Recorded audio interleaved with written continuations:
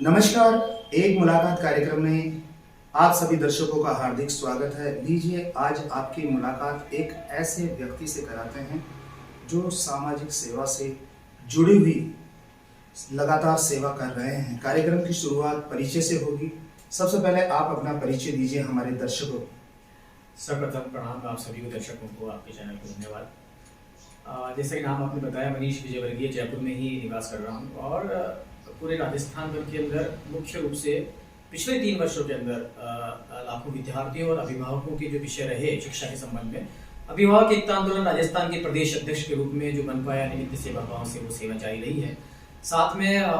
पिछले 7 वर्षों से आध्यात्मिक परिवार से जुड़ा रहा, उस नाते से जो भी जाना समझा उसको निमित्त सेवा भाव से आध्यात्मिक वक्ता और लेखक के रूप में अपनी सामाजिक जिम्मेदारी पूरे करते हुए कार्य कर रहा हूँ। ये छोटा सा परिचय है। मनीष जी, सबसे पहले मैं आपसे ये जानना चाहूँगा, जैसा कि अभी आपने बताया कि मैं शिक्षा को लेकर आंदोलन कर रहा हूँ, तो इसके बारे में हमारे दर्शकों को विस्तार से बताएं। कब आपने आंदोलन शुरू किया और अब कोरोना काल भी जा चुका है, अभी आप क्या कर रहे हैं, आपकी आगामी क्या योजना है, इनके बारे में हमारे दर्शकों को विस्तार से बताएं। जी, जैसा कि कोरोना महामारी 2019 के अंदर मार्च में प्रारंभ भी अपने हुआ था, यहाँ पर जयपुर के अंदर भी लॉकडाउन लगा सारा हुआ, तो उसी समय कुछ ही दिनों बाद में, करीब 1 महीना बाद ही तमाम शिक्षण संस्थानों के जो अभिभावक थे या विद्यार्थी थे, तो शिक्षा के संबंध में बहुत सारी चुनौतियां आई, क्योंकि वो स्कूल्स बंद हो चुकी थी, स्कूलों ने अपनी फीस मांगना प्रारंभ कर दिया था, ऑनलाइन क्लासेस भी उस समय स्टार्ट नहीं हो पा रही थी। ऐसे बहुत तमाम चीजें जब पूरे प्रदेश के अंदर हुई, तो मेरी बिटिया भी महारानी गायत्री देवी एमजीडी स्कूल में पढ़ती है, तो वहां पर एक ग्रुप बना अभिभावकों का, मुझे बुलाया गया, सेंट्रल पार्क के अंदर हम गए और वहाँ तमाम लोगों की जब बातें सुनी तो समझा कि स्थितियां ठीक नहीं चल रही और वो एक आंदोलन वहां से प्रारंभ हुआ, कहीं ना कहीं के बच्चों को पढ़ाई होती रहे, उनकी उसमें कोई दिक्कत नहीं आए और शिक्षण संस्थानों का कहीं ना कहीं सहयोग रहे, क्योंकि एक फीस का दबाव वहां से उस समय चालू हो गया था। और आप सभी जानते हैं कि विगत 3 वर्षों के अंदर विभिन्न समय में किस तरह से ये मैटर सुप्रीम कोर्ट में गया और आगे बढ़कर हमने जब इस पे कार्य करना शुरू करा तो सबसे पहली खबर पत्र राजस्थान पत्रिका में छपी है, अन्य अखबारों में छपी। उसके बाद में तमाम और भी शिक्षण संस्थाओं ने संपर्क मुझसे किया, क्योंकि मैं शायद इस विषय को अच्छी तरह से उनकी आवाज बन के उठा पाया। तो हमने बाकायदा 27 दिन का जो ये है, हमने वहां पर हमने धरना भी दिया। उस आंदोलन के तहत हमने शिक्षा संकुल के ऊपर भी करीब 350 लोगों ने, जब पूरी तरह से कोरोना में बंद थी सब चीजें, तब हमने वहां पर भी, सरकार हमारी नहीं सुन रही थी और शिक्षण संस्थानों का लगातार दबाव था, बच्चों की क्लासेस बंद कर दी गई थी बकाया फीस के कारण से। इन तमाम विषयों को लेकर हमने एक प्रदर्शन भी शिक्षा संकुल पे किया और माननीय मुख्यमंत्री तक लेटर भी पहुंचवाया और करीब 1 साल पहले हमने विधानसभा घेराव की घोषणा भी करी, लेकिन माननीय मुख्यमंत्री जी के द्वारा, जो उनके सचिव है लक्ष्मण सिंह जी, उनके द्वारा हमें बुलाया गया और उन्होंने हमारा ज्ञापन लिया गया। मैं कहना चाहूंगा कि वो फॉर्मेलिटी अभी तक उसके ऊपर कोई कार्रवाई नहीं हुई है, लेकिन इतना इसको मैं कहना चाहूंगा फायदे की, जहां तक हम बात करें तो कई तमाम स्कूलों के अंदर, चाहे वो माहेश्वरी स्कूल हो, चाहे वो एमजीडी हो, सेंट जेवियर हो, आईएएस हो, सीडलिंग स्कूल हो, संस्कार स्कूल हो, तमाम स्कूलों के अंदर अनेकों स्कूलों के हमने धरने दिए, प्रदर्शन दिए, वहां के शिक्षण संस्थानों से बात करी, संवाद की, उनको द्वार खोलने की अपील करी। हमारा उद्देश्य कोई ये राजनीतिक कार्यक्रम नहीं था कि आंदोलन कर लगता है आंदोलन, लेकिन ये बहुत ही सोचकर समझकर एक आम अभिभावक की, एक आम व्यक्ति की जो समस्या थी कि उसके व्यवसाय बंद हो गए थे, कारोबार बंद हो गया था, कईयों की नौकरी छूट गई थी, ऐसे के अंदर वो अपने बच्चों को पढ़ाए तो कैसे पढ़ाए। और शिक्षा के नाम के ऊपर जो स्कूल सेवा के नाम से कहलाए जाते हैं, पूरा देश कहता है कि सेवा का क्षेत्र शिक्षा और चिकित्सा, लेकिन वास्तव में धरातल के ऊपर कुछ और ही परिदृश्य नजर आया। पूरी तरह 90% स्कूलों की स्थिति ऐसी रही कि जिन्होंने केवल मात्र अपनी फीस के ऊपर ध्यान कंसंट्रेट किया, उसकी पूरी वसूली उनकी हो जाए। सुप्रीम कोर्ट के आदेश, हम लोग जब कोर्ट में गए तो आदेश आया, पूरी तरह से हम संतुष्ट नहीं रहे उससे, लेकिन जो भी सुप्रीम कोर्ट ने आदेश दिया उसमें मुख्य रूप से फीस एक्ट 2016 की अक्षर से पालना कराए जाने के लिए उन्होंने कहा। लेकिन राजस्थान के, मैं आपके माध्यम से कहना चाहूंगा, आज की दिन तक भी 95% स्कूलों के अंदर फीस एक्ट 2016 की पालना सुप्रीम कोर्ट के आदेश के बावजूद भी नहीं है। सुप्रीम कोर्ट ने यह भी कहा कि बच्चों की ना तो आप पढ़ाई रोकेंगे, ना उनकी आप परीक्षा को रोकेंगे, ना उनको किसी भी तरह का उनका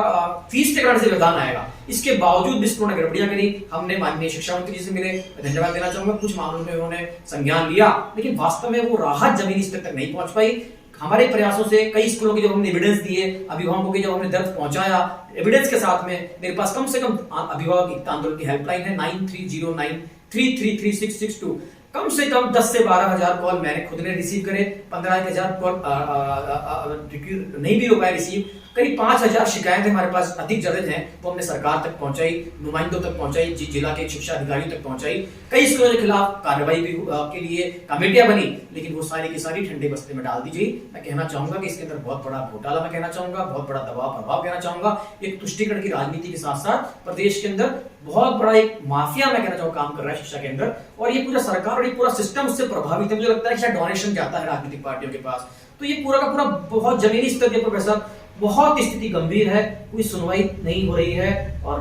पूरा व्यापार खुलेआम चल रहा है। इसके ऊपर लगाम लगाई जानी चाहिए और मीडिया का मैं आपका धन्यवाद देना चाहूंगा, आपके माध्यम से तमाम साथियों को धन्यवाद देना चाहूंगा जिन्होंने इस पूरे 3 साल के अंदर अभिभावकों की बात को अपनी जिम्मेदारी उन्होंने मीडिया के थ्रू से निभाई और उसी कारण कहीं ना कहीं हमारी सुनवाई होती है। लेकिन इसमें बहुत आज आवश्यकता है सबके सहयोग की, समाज इसमें आगे आए, आम व्यक्ति इसमें आगे आए, अभिभावक अपने लिए आगे आए, क्योंकि एक मध्यम वर्ग परिवार का तबका है, वो अपना रोजी रोटी कमाए या आंदोलन के लिए जमीन पे आए। हम किसान नहीं है जो आ जाएं और रोड जाम कर दें या ऐसी चीजें करें, ये संभव अभिभावकों के लिए नहीं है, ये गरिमा भी नहीं है विद्यार्थियों के अभिभावक है। हमको देखते हैं बच्चे, तो हमारी एक बहुत ही हमको अपने वैल्यूज के हिसाब से, मॉरल्स के हिसाब से अपनी बात रखनी पड़ती है, लेकिन सुनवाई इसकी नहीं हो रही है। माननीय मुख्यमंत्री जी 3 सालों में लोग कहते हैं कि सबसे मिलते हैं, वो एक भी अभिभावक से राजस्थान के अंदर नहीं मिले इस मुद्दे के ऊपर, और 2 बार हमने उनको ज्ञापन दिए, लक्ष्मण सिंह जी इनको ओएसडी है उनको दिया, उन्होंने कहा जब जवाब आएगा। जो शिक्षा सचिव है हमने उनको सचिवालय में जाकर मैंने पूरे दस्तावेज दिए, पूरे के पूरे सारे एविडेंस, लेकिन मुझे बड़े दुख के साथ कहना पड़ रहा है आज कि इस सरकार में, हम किसी भी सरकार का विरोधी नहीं है, लेकिन कोई भी व्यवस्था इन लोगों ने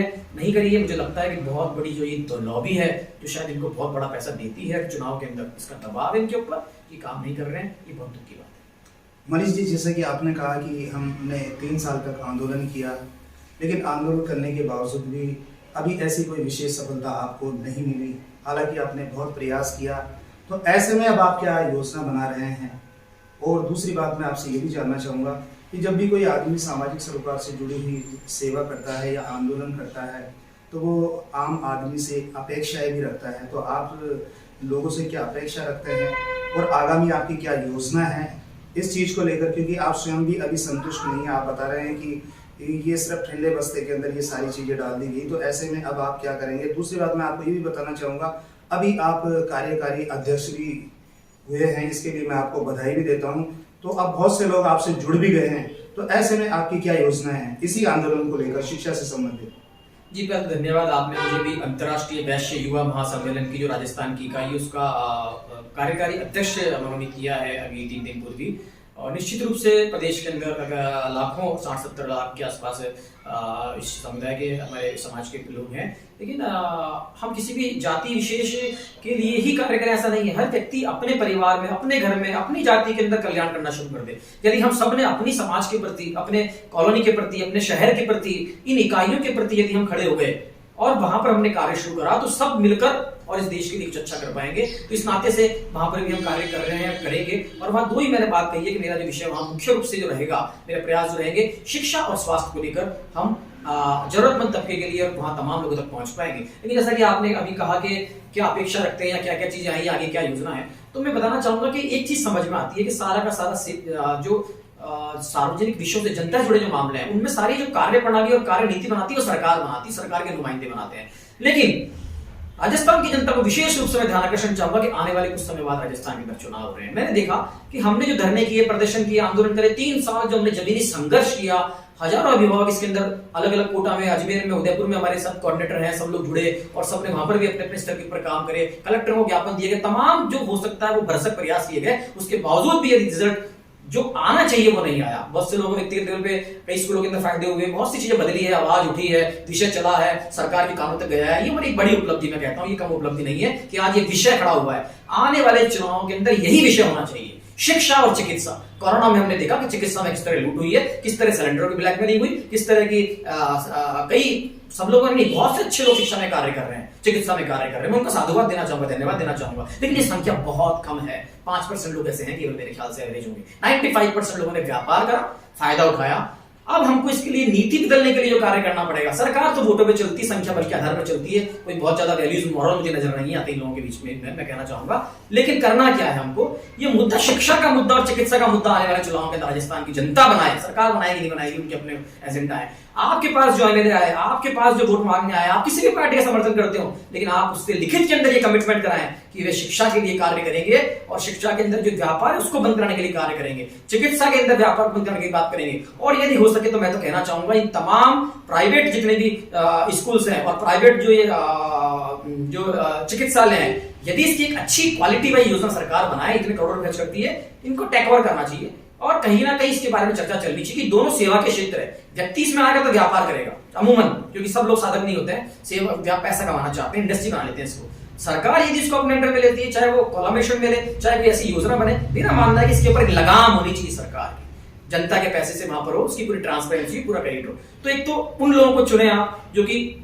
आप कहेंगे जिसको भले वो किसी भी पार्टी का हो, चाहे वो निर्दलीय भी हो, लेकिन यदि उसमें सुचिता है, यदि उसमें ईमानदारी है, सच्चाई है, बच्चों के लिए कार्य करने की इच्छा है, चिकित्सा सेवा का भाव देखिए उसके अंदर, आप उसमें सेवा का भाव है, आप उसको मतदान दीजिए, वो किसी भी पार्टी का हो, मुख्य रूप से उसके अंदर भाव सेवा का हो, शिक्षा और चिकित्सा के लिए कार्य कर सके। ऐसे लोगों को चुनेंगे तो वो एमएलए को जो चक्कर काटने पड़े, हमको जो मुख्यमंत्री के चक्कर काटने पड़े, वो नहीं काटने पड़ेंगे शायद। जब व्यक्ति विधानसभा के अंदर पहुंच जाएगा, जीने वाला सेवा के लिए कमिटमेंट होगा, वचनबद्ध होगा आपसे, चुनाव लड़ने से पहले, वोट से पहले आपसे कमिटमेंट होगा, तो निश्चित रूप से हम उससे पूछ पाएंगे जाकर, यदि आवाज नहीं उठाएगा तो हम कह पाएंगे कि आपने हमको वादा किया था लिखित के अंदर, तो आप तो ये काम सब क्यों कीजिए। बाकी जो हमारी संस्थान की बात है, क्योंकि संस्थान ने अभी तक हमने कोई भी किसी तरह की आज तक भी कोई फंड रेजिंग अभिभावक एकता आंदोलन के तहत 1 रुपए की हमने नहीं करी है।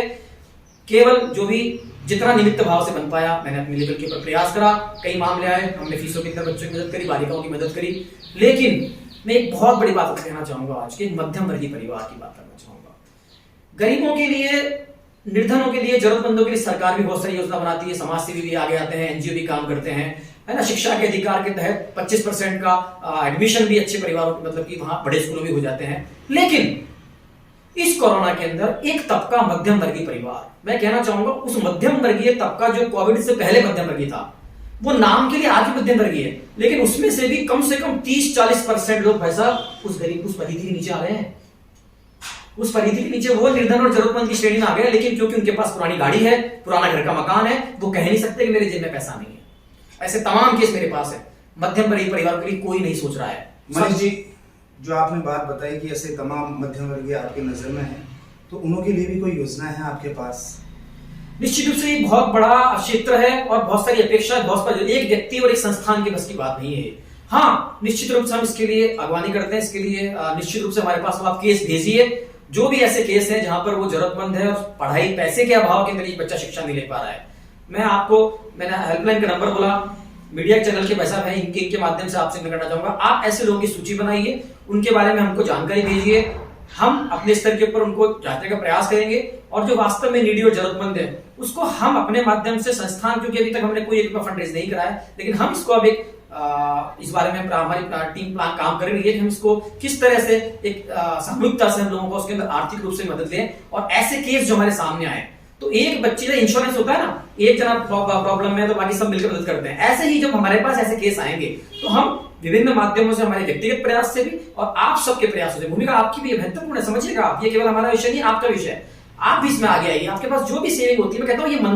मंदिर बनाए, बहुत अच्छी बात है, लेकिन शिक्षा के मंदिरों के लिए कार्य करने के लिए बहुत महत्व चलता है। तो आप लोग जो भी अपने अंदर सेवा का भाव चाहते हैं, दो तरह के लोग होते हैं समाज में, एक होता है नीडी जिसको जरूरत है सेवा की, एक होता है दाता जिसको भगवान ने योग्य बनाया, सक्षम बनाया समाज की सेवा के लिए। तो मैं दोनों को अपील करना चाहूंगा, जो जरूरतमंद है वो हमारे तक पहुंचे, हमको अपनी बात पहुंचाए, हमें आपको ईश्वर को साक्षी मान के हुए बिल्कुल आपको कहता हूं कि सच्चाई और ईमानदारी से जितना बन पाया हम प्रयास करेंगे, हमारी तरफ से हम ये वादा करते हैं। दूसरा, लेकिन ये अभियान, ये वास्तव में सेवाएं बड़े लेवल, बहुत आवश्यकता है इसकी, बहुत छोटी सी एक, हम तो गिलहरी की तरह उसमें अपना योगदान दे सकते हैं, लेकिन सबको गिलहरी बनना होगा, सबको आगे आना पड़ेगा। जो भी आप हमारा अभिभावक आंदोलन 3 साल में क्या क्या करा आप ट्रैक कर सकते हैं, पूरी रिपोर्ट ले सकते हैं, पूरी जानकारी ले सकते हैं, या हमारे अलावा भी कोई यदि कार्य कर रहा है उसको भी आप सहयोग कीजिए। जो भी इसके लिए ईमानदारी से कार्य करना चाहते हैं आप चुनाव कीजिए उनका, और अपनी आय के अंदर से, मैं कहता हूं कि धर्म के नाम के ऊपर आप 5%, 2%, 10% जो भी आप वhatever निकालते हो, एक हिस्सा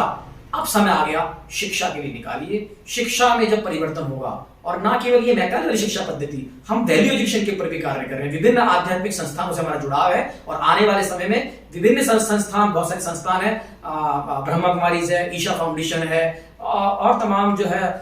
कई संस्थान है, बहुत सारे संस्थान अच्छा कार्य कर रहे हैं, उन सब से हम जुड़े हुए हैं और उनसे हम जानना चाह रहे हैं शिक्षा के बारे में, उनकी क्या योजना है, आने वाले समय में उनको लेके आएंगे। तो एक वैल्यू एजुकेशन जो स्किप डायमेंशन है, बच्चों में संस्कार रह गए, अवसाद में, डिप्रेशन में, अगर उसको पढ़ाई में रिजल्ट नहीं आया तो वो सुसाइड कर रहे हैं। तमाम इस तरह के सुशांत जी जैसा केस देखे आपने, तमाम सुसाइड हो रहे हैं। तो हम उसके ऊपर भी कार्य बहुत ईमानदारी से करना चाह रहे हैं, लेकिन ये हमारा सामूहिक जिम्मेदारी है, हमारे समाज की, आप सबकी जिम्मेदारी है। आप आगे आइए, आपका कोई विचार हो, आपका कोई प्रस्ताव हो, भगवान ने आपको युक्त को समझ दिया हो, आप आइए, खुले दिल से आइए। मंच, माला और नाम को पीछे छोड़कर सेवा के भाव से आगे आने की आज आवश्यकता है। शिक्षा के लिए, चिकित्सा के लिए मैं खुले दिल से उन तमाम निजी अपने जो बच्चे हैं और अभिभावक हैं, उन तमाम जो शायद मैं जिनको जानता भी नहीं हूं लेकिन वो नीडी हैं, उन सब की तरफ से मैं हाथ जोड़ निवेदन करना चाहता हूं कि आपकी तरफ वो लोग देख रहे हैं, समाज की तरफ वो लोग देख रहे हैं, सक्षम तबके की तरफ देख रहे हैं। आप आइए, जांचिए, बिल्कुल ट्रांसपेरेंसी से हमारा अकाउंट देखिएगा, आप एक एक पैसे की जानकारी कीजिएगा, आपके कहाँ खर्च होता है। और हम तो प्रयास ये करेंगे कि हम पैसा कहीं देंगे नहीं हाथ के अंदर, सीधा हम स्कूल का नंबर देंगे,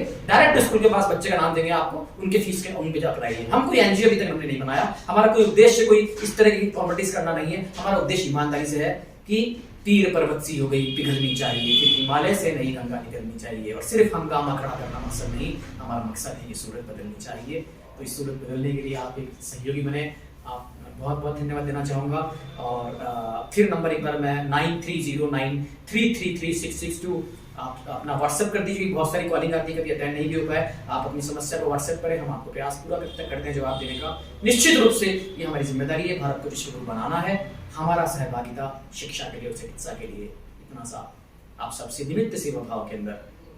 ईश्वरीय प्रेरणाओं से अभिभूत होकर, प्रेरित होकर और निमित्त के रूप के अंदर आपके सामने उपस्थित हूँ। ये भाव ऐसा मुझे। तो देखिए दर्शकों, ये थे श्रीमान मनीष कुमार जी, जो कि काफ़ी लंबे समय से शिक्षा और चिकित्सा को लेकर कार्य कर रहे हैं। आप लोगों की जिम्मेदारी की जो इन्होंने हेल्पलाइन नंबर दिए, ज़रूरतमंद व्यक्ति इनको कॉल कर सकता है। इसके अलावा जो सहयोग करना चाहे वो भी सहयोग कर सकते हैं। मनीष जी, आप जीवन में और सफल हो गए और जो आपका लक्ष्य है इसे पूरा करें, इसी शुभकामना के साथ मैं पत्रकार ब्रजेश कुमार नावरिया, दिल्ली क्राइम प्रेस, जयपुर से।